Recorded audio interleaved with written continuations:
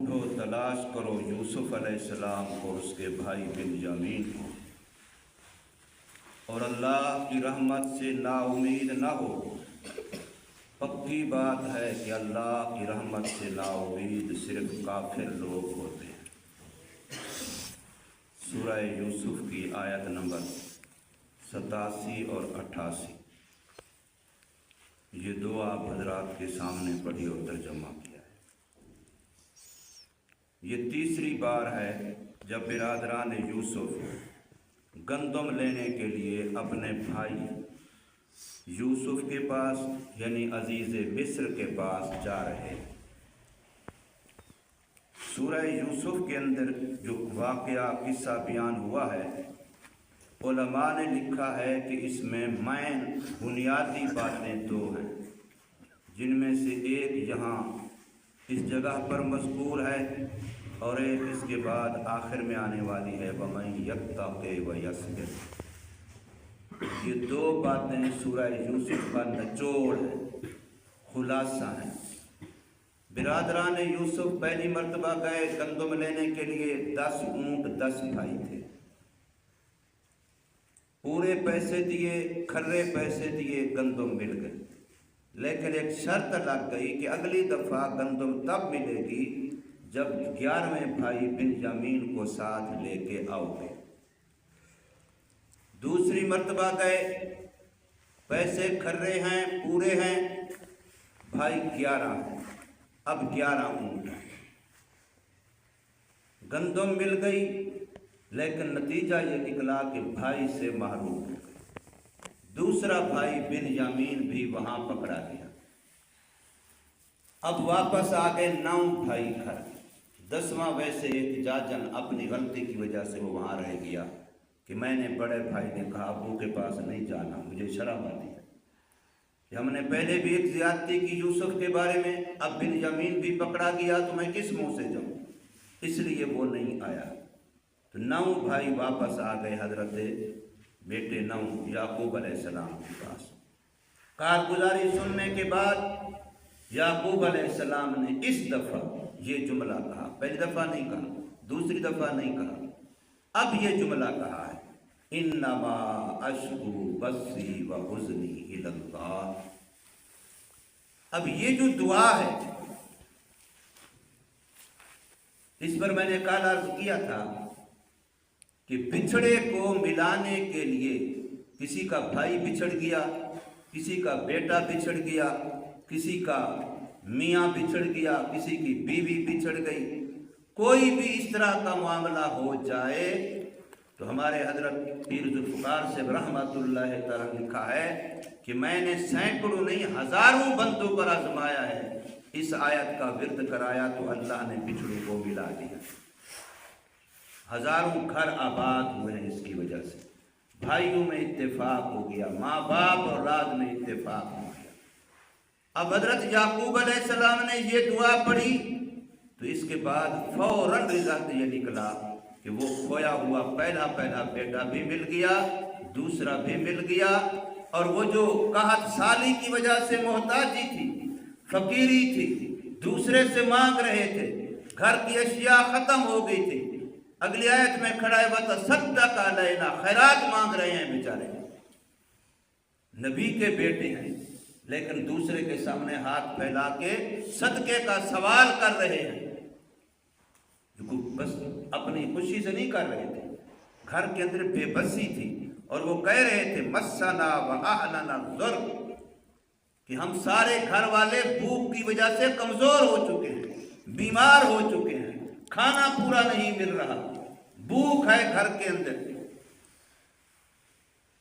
اس وقت جب وہ آیا لینے کے لیے تو کہہ رہے ہیں کہ جینا بے بذات مزجات، تھوڑی بھی ہے کھوٹی بھی ہے، جو اس وقت پونجی لائے ہیں گندم لینے کے لیے، ہمارے پاس پیسے کھرے بھی نہیں ہیں اور پورے بھی نہیں ہیں، کھوٹے ہیں اور تھوڑے ہیں، لیکن فَأَوْفِ لَنَا الْكَيْلَ، مہربانی کر کے گندم پوری دینا، جو آپ فی آدمی 5 من پہلے دیتے رہے ہیں تو اب بھی 5 من فی آدمی کے لحاظ سے گندم پوری دینا، باقی ہمارے پیسے جو تھوڑے ہیں گندم پوری کیسے ملے؟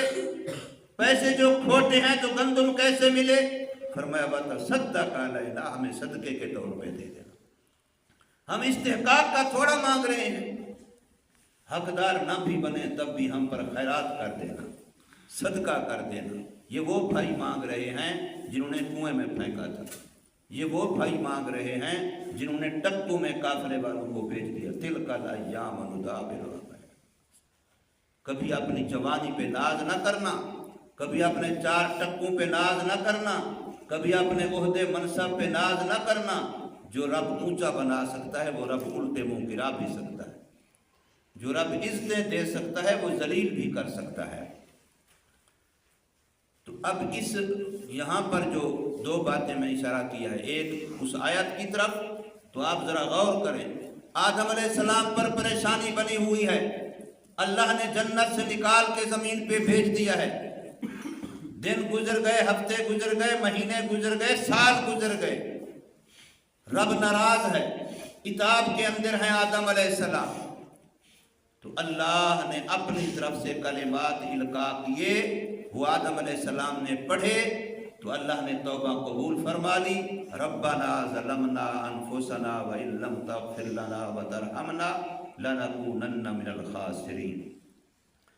حضرت یونس علیہ السلام پریشان ہیں، مچھلی کے پیٹ کے اندر ہیں، ذنون مچھلی والے، نہ رہائی ملتی ہے نہ موت آتی ہے، وہاں بھی مہینے ہفتے سال گزر گئے، کوئی سمجھ نہیں آ رہی، موت بھی نہیں آ رہی کشتی کے پیٹ کے اندر، اور بحر بھی نہیں نکل رہے، تو کس حال میں ہوں گے؟ وقت کا نبی ہے، اللہ نے اسی مچھلی کے پیٹ کے اندر کلمات القاء کیے، حضرت یونس علیہ السلام نے وہ پڑھے تو اللہ نے اس سے نجات عطا فرما دی۔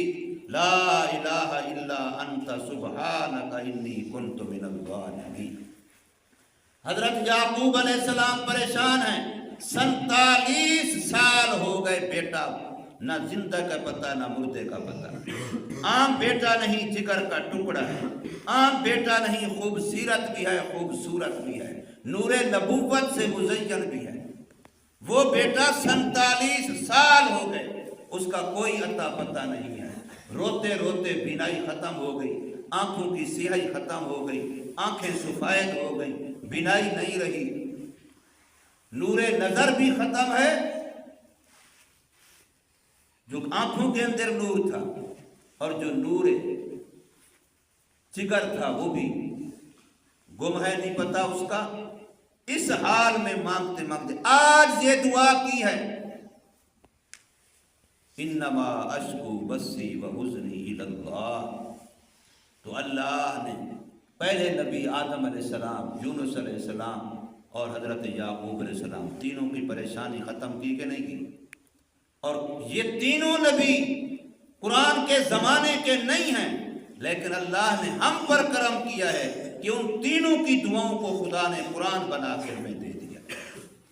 جو آدم کی پریشانی کا ختم ہونے کا ذریعہ بنی دعا وہ بھی ہمارے قرآن میں موجود، جو حضرت یونس علیہ السلام کی پریشانی کے ختم ہونے کا ذریعہ بنی دعا وہ ہمارے قرآن میں موجود، جو حضرت یعقوب علیہ السلام کی پریشانی ختم ہونے کا ذریعہ بنی دعا وہ ہمارے قرآن میں موجود۔ تو اللہ نے بتلا دیا کہ اس امت کا عام بندہ بھی گناہگار سے گناہگار ہو، ان پڑھ سے ان پڑھ ہو، پیٹو اور دیہاتی بندہ ہو، مرد ہو یا عورت ہو، بوڑھا ہو یا جوان ہو، جو انبیاء کو نعمتیں دی تھیں وہ تمہیں محمد کریم کے صدقے دے دی ہیں۔ آقا کریم صلی اللہ علیہ وسلم کے صدقے وہ نعمتیں اللہ نے ہمیں دے دی ہیں۔ یہ الگ بات ہے کہ ہمیں قدر نہیں ہے، ورنہ قرآن کے اندر تو سب کچھ موجود ہے۔ قرآن تو ہر مسئلے کا حل پیش کرتا ہے، ہر پریشانی کا حل ہے، ہر دکھڑے کا حل ہے، ہر مصیبت کا حل ہے، ہر پریشانی کا حل قرآن میں ہے، لیکن ہم ڈھونڈتے کچہریوں میں ہے پریشانیوں کا حل، ہم ڈھونڈتے عدالتوں میں ہے پریشانیوں کا حل، وہاں پریشانیاں بڑھتی ہیں، وہاں حل نہیں ہوتی۔ ایک تو یہ بات اس سے پتہ چلی۔ دوسری یہ کہ جب تک برادران یوسف نے کہا پیسے کھرے ہیں پورے ہیں، پریشانیاں آتی رہیں، جب وہ آئے اور کہا پیسے تھوڑے بھی ہیں کھوٹے بھی ہیں، تو پھر گندم فری میں ملی، صرف گندم نہیں ملی، پھر وہ قحط سالی کا سارا معاملہ ختم ہو گیا۔ صرف وہ ختم نہیں ہوا، اب شام سے کنان سے مصر میں آ گئے اور بادشاہی خاندان بن گئے مصر کا، عزت اعزاز اکرام سے نوازے گئے۔ حالانکہ یہ بنی اسرائیل ہیں، یہ شام کے ہیں، مصر عرب ہے، وہ عجم ہے، اجمی ہو کے عربیوں پر اللہ نے حکمران بنا دیا ہے۔ عزیز مصر یوسف علیہ السلام اور پورا خاندان اب مصر میں آ گیا ہے، اور یہ شاہی خاندان مشہور ہے، اور نسل در نسل بادشاہی خاندان چلے گا۔ اب ان کا اعزاز و اکرام، یہ منصب مصر میں ختم نہیں ہو سکتا۔ یہ کتنی بڑی بات ہے، کتنی بڑی بات ہے۔ اسی کے بعد جب فرعون جیسا حکمران مصر میں آیا، فرعون جیسا، تو اس کی سرکوبی کے لیے بھی انہی کی نسل میں سے موسیٰ علیہ السلام تھا۔ لِكُلِّ فِرْعَوْنٍ مُوسیٰ، تو پھر وہ فرعون کے لیے اس کے خاتمے کا ذریعہ بنا، تو وہ بھی اسی خاندان کا فرد اور شخص تھا۔ تو یہ دو باتیں یاد رکھیں کہ جب آپ کی نگاہ پیسے پر ہے کہ میرے پاس ہے، میرا عہدہ ہے، تو پھر کچھ بھی نہیں ہے۔ جب آپ یہ کہیں پیسے بھی کھوٹے، پیسے بھی تھوڑے، ان پر کوئی نظر نہیں ہے، کوئی نگاہ نہیں ہے، کوئی اعتماد نہیں ہے، کوئی بھروسہ نہیں ہے، اور ساری خانقاہوں میں یہی سکھایا جا رہا ہے۔ ہر اللہ والے کی تعلیم یہی ہے کہ اپنے اندر کی میں کو مارو اور غیر اللہ پر اعتماد و توکل آسرے کو چھوڑ دو۔ اگر یہ سبق ہم نے سیکھ لیا تو ہم نے سمجھے مقصد زندگی پا لیا۔ کسی اللہ والے سے کسی نے کہا کہ آپ کو اتنا بڑا منصب کیسے ملا، اتنا بڑا اللہ کا قرب کیسے ملا، اتنا بلندیاں کیسے ملی کہ دنیا آپ کے دروازے پر جھک رہی ہے؟ فرمایا جب میں اس کے سامنے جھک گیا تو اللہ نے ساری دنیا کو میرے سامنے جھکا دیا۔ جب تک میں نہیں جھکا تھا تو کوئی میرے سامنے جھکنے کو تیار نہیں تھا۔ اس لیے من تواضع للہ رفعہ اللہ، جو اللہ کے سامنے جھکتا ہے اللہ اس کو بلند کرتے ہیں۔ ساری خانقاہوں کی تعلیم، سارے صوفیاء کے اسباب کی تعلیم، سارے تصوف کی تعلیم، سارا سلوک یہی ہے، سارے اذکار یہی ہیں، ساری وہاں مجاہدات یہی ہیں، وہاں کی ریاستیں عبادتوں کا نچوڑ یہی ہے کہ مٹ مٹ کے مٹ جا فقیرہ، جے تیں سمجھیا میں ہاں مٹیا، اجے بھی تو نہیں مٹیا۔ اتنا اپنے آپ کو مٹا، اپنی خودی کو مٹا کہ اپنا وجود ہی نہ رہے، اپنا خیال ہی نہ رہے۔ حضرت مولانا محمد یوسف صاحب رحیم یار خان کے بہت بڑے آدمی ہیں، دورہ تفسیر پڑھاتے ہیں، 600-700 عالم اس میں شریک ہوتا ہے، جامعہ عثمانیہ مدرسے والے بڑے مشہور ہیں، ہمارے خانقاہ دارالسلام سے منسلک ہے، بڑے حضرت شاہ صاحب کے زمانے سے، کتب کثیرہ کے مصنف ہیں۔ وہاں تشریف لائے، ہمارے سالانہ اجتماع پر 2-4 سال پہلے کی باتیں بیان کر رہے تھے، کہتے اور تو مجھے پتہ نہیں ہے خانقاہ میں اتنا ہوا ہے، کوئی تعریف کرے تو ذرا بھی خوشی نہیں ہوتی، کوئی گالیاں بھی دے تو ذرا بھی تکلیف نہیں ہوتی۔ یہ احساس ختم ہو گیا، ہم ہیں ہی کچھ نہیں، تعریف ہو رہی ہے تو اس کی ہو رہی ہے، ہماری تو کچھ نہیں ہے، ہمارے اندر کون سی کوئی خوبی ہے؟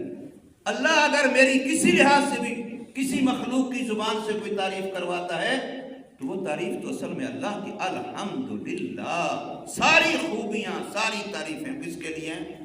اللہ کے لیے۔ ہم کیا ہیں؟ تو یہ سبق ہے اس سورہ یوسف کا کہ اپنے آپ کو مٹانا۔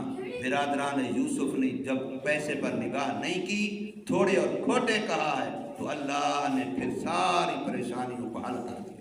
آج تک جو سارے مسائل تھے، باپ کی پریشانی ختم، وہ گئی ہوئی نگاہ واپس آ گئی، آنکھیں پھر بینا ہو گئی، وہ بچھڑا ہوا بیٹا مل گیا، دوسرا بھی مل گیا، تیسرا بھی مل گیا، پریشانی ختم، گھر کی جو بھوک کا مسئلہ تھا وہ بھی ختم ہو گیا، 7 سالی کا مسئلہ ختم ہو گیا، سارے معاملات حل ہو گئے جس وقت اپنے آپ کو جھکا دیا ہے۔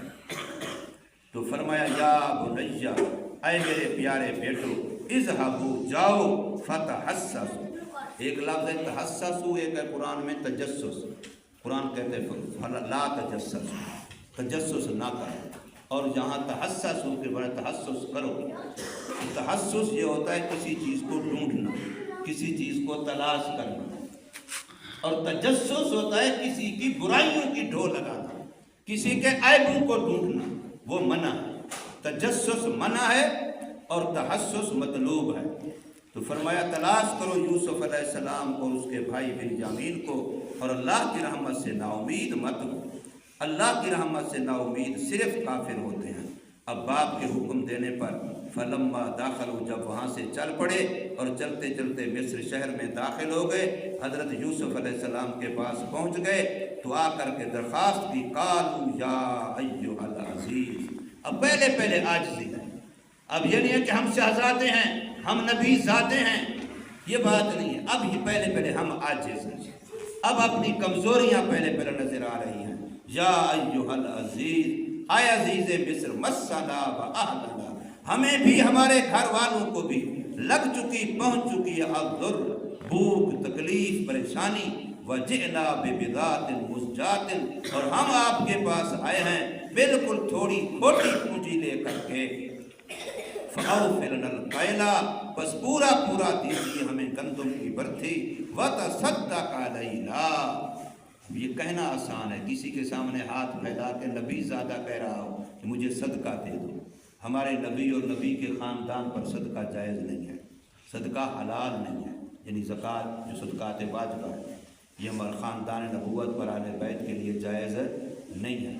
امت کا فرض بنتا ہے کہ اگر سید ہو حضور صلی اللہ علیہ وسلم کے خاندان میں سے، مالی لحاظ سے کمزور ہو، تو وہ اس کو زکوٰۃ تک جانے کی نوبت ہی نہ آنے دے، اس کی کفالت اپنے ذمے سمجھے، یہ سید کا حق ہے ہم پر۔ لیکن سید ہو، سید کی 3 نشانی ہمارے علماء نے لکھی ہیں۔ سید خوبصورت ہوگا، سید بہادر ہوگا، سید سخی ہوگا، سید مانگتا نہیں ہوگا، سید دیتا ہوگا۔ یہ جو پھر رہے ہوتے ہیں بیچارے مسلی بن کر کے اور اپنے آپ کو سید کہتے ہیں، یہ جھوٹ بولتے ہیں۔ سید کی نشانی ہے کہ سید خوبصورت بھی ہوگا، خوبصیرت بھی ہوگا، اور سید بہادر بھی ہوگا، اور سید سخی ہوگا۔